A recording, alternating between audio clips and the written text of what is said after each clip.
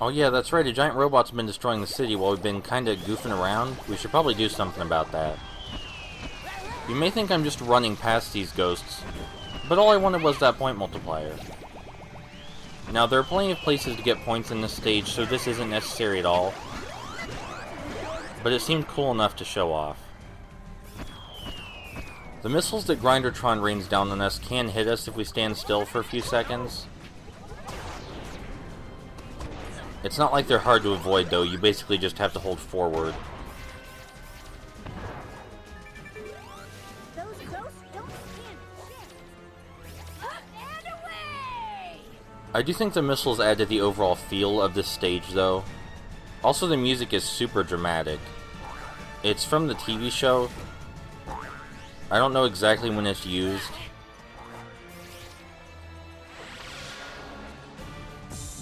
Hey, it's the first actually challenging challenge area. We have to make use of our rubber pack abilities in this one.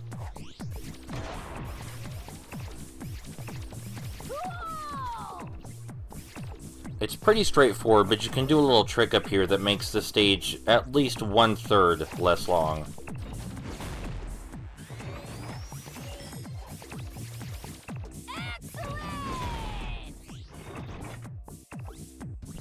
That is, if I bothered to time it properly. There we go.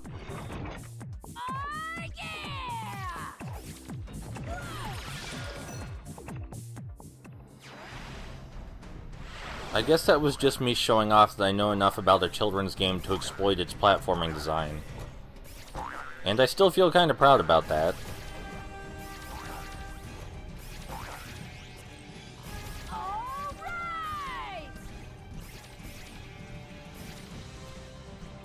From here on, they start introducing ghosts with barriers or shields that you need to dismantle before you can scare them. It adds a bit of an extra rush because you want to be greedy enough to get those extra ghosts, and you're scared too. But if you're too greedy, you'll run out of time on the point multiplier.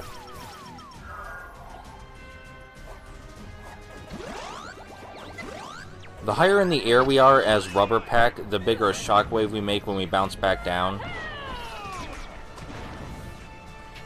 And of course, the bigger shockwave affects a wider area and a wider range of enemies.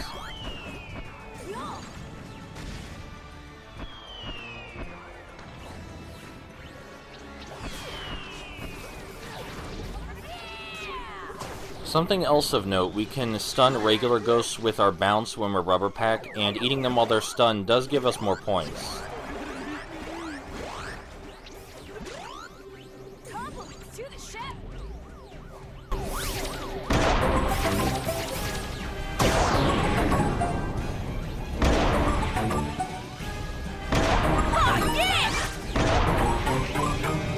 That Easter egg is kinda cute.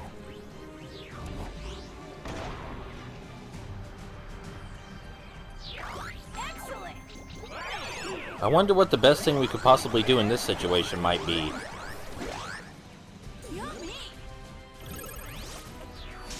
And here's my favorite section from the first world right here. You have Grindertron actively trying to blow up the platforms you're on. This may not seem like a big deal, but they do actually explode fairly quickly, and when you get on these wheels, you'll notice there's a collectible on one of them. And it adds a sense of tension when you want to grab the collectible, but also the platform you're on is kind of glowing red hot. It's easy to goof up and mistime your jumps right there.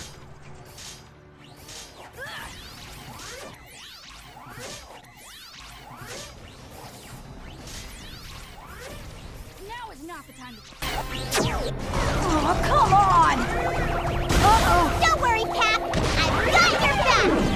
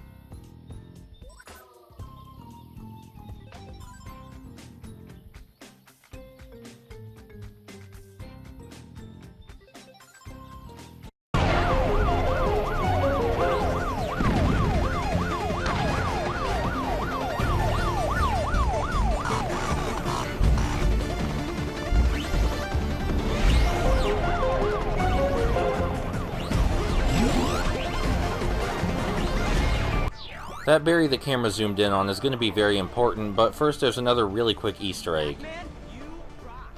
What's up, silly? I've got your back, Pac. If we talk to all 3 of the NPCs in this area, we get an extra life. Mr. President, good to see you, sir. Grindertron will destroy the city if you don't hurry. It's not like extra lives are all that important, though. Hi, Sir C. Go get him, my boy! There's also a second extra life right under that statue in the bushes. I'm not sure who would actually die to this boss fight, though.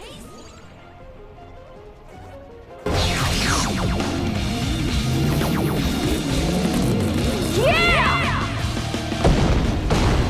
Large in charge!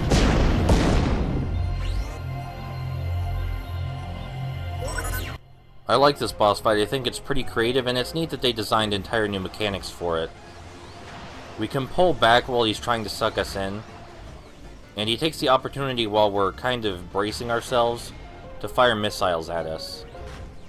That's really his most dangerous attack. The others are very easy to dodge if you know the signs. Perhaps his quickest attack is his eye lasers. You only have like a spare second to duck. After we eat 3 missiles, we can barf them back out at him. It's worth noting that when he sucks us in, the propeller itself won't hurt us. Only the missiles he shoots.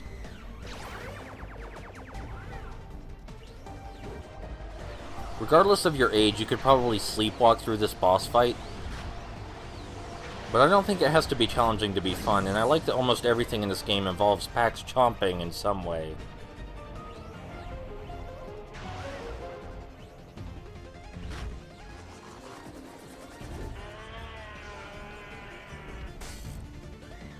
There are 2 bosses in this game where they just give you the high score. This is one of them, and surprisingly the final boss is one of them.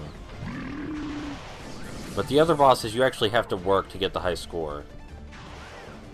And getting the high score on the bosses might be the most difficult thing in the game. That's not to say it's actually difficult, just, well, at least a little challenging. Nothing in this game is hard. In fact, I'd say on the whole it's even easier than its prequel.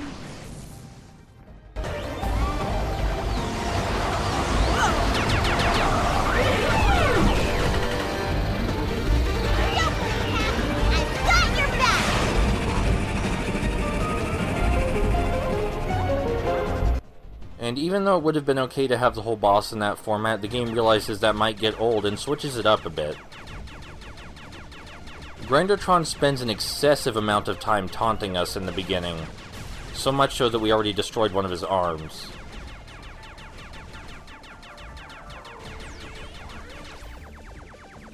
To evade his attacks, all you really need to do is move around in a circle.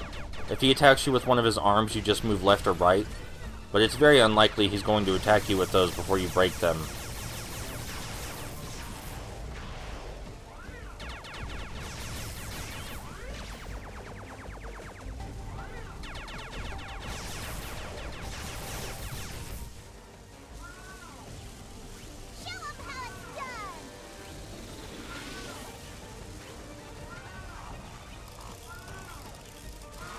I said this boss gives you the high score, but you do have to do some button mashing. You also get a huge bonus at the end regardless of how well you beat him up though, so you don't have to button mash that hard.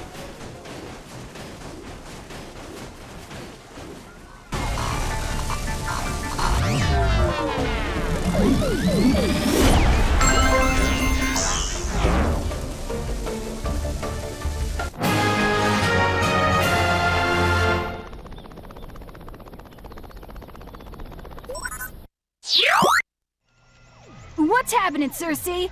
Did you find out what Betrays is up to this time? Not exactly. I was only able to tap into Grindertron's memory files for a few seconds before you turned him into scrap metal. But I was able to find this. My parents! On one of Apex's spaceships! Sure looks that way. Get the lemon rocket ready, Sir C! I've gotta go and rescue them! No can do. I had Grinder testing out the lemon rocket in submarine mode. I got a signal just before you got here that he had found Pac-Lantis again, but then I lost contact. I need the lemon rocket to get into space. Guess I'm going to Pac-Lantis again. Well, the good news is that it reappeared right off the coast, so you can get there pretty fast. No need to flush you down the drain this time.